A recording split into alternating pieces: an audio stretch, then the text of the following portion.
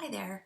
This is a short video on the pelvic list. So it's getting movement into the pelvis so that the pelvis can move laterally on the leg bones. So we're thinking about taking the pelvis and doing that with it and not a twist or any other kind of movement. So you're going to need a couple of blocks and possibly a wall. So you might need to do this against the wall like this and have your hand supporting the wall to start with, or you might be able to just do it here. So either one is fine. You just want to give yourself as much support as possible. So I have a couple of blocks stacked. I want to have a bit of height here so that my free leg can drop down towards the floor. So what I'm looking at here is my hip bones and my pelvis is dropping down, but I'm not bending this standing leg to do that movement, okay? So I'm dipping my pelvis down, so it's now at an angle, to let this leg drop below the level of the blocks some point, and keeping this leg straight. So I'm really working on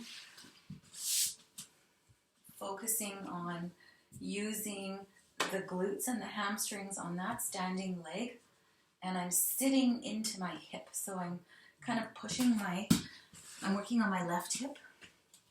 I'm pushing my left hip out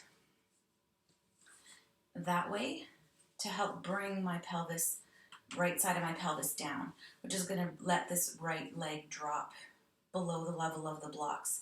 What it's going to do is it's going to also fire up those supporting and strong hip muscles on the outside of the hip and into the glutes, into the hamstrings.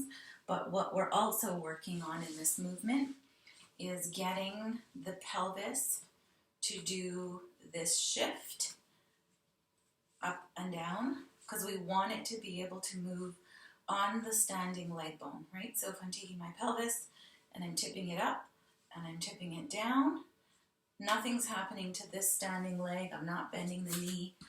The sunlight is really nice, but maybe it's hard to see what I'm doing. So I'm not letting this knee bend, okay? I'm really wanting just to get movement of the pelvis up and down on this standing leg. And you can do, 5 to 10 drops. Take a little walk around. You might notice a lot of stuff is woken up in your legs or in that leg, even all the way to the outer calf or ankle. And then you're going to switch to the other side. Okay, and you might find that one side is a lot easier than the other one. But what I want you to do is really try to get that pelvis to tip.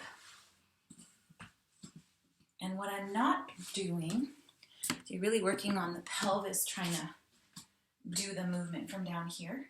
So what I'm not really doing is squeezing, like I'm not using my shoulder or upper body to kind of bring my hip up. This is the work of the pelvis, right? You're gonna feel a little bit in the rib cage area for sure, because it's all connected.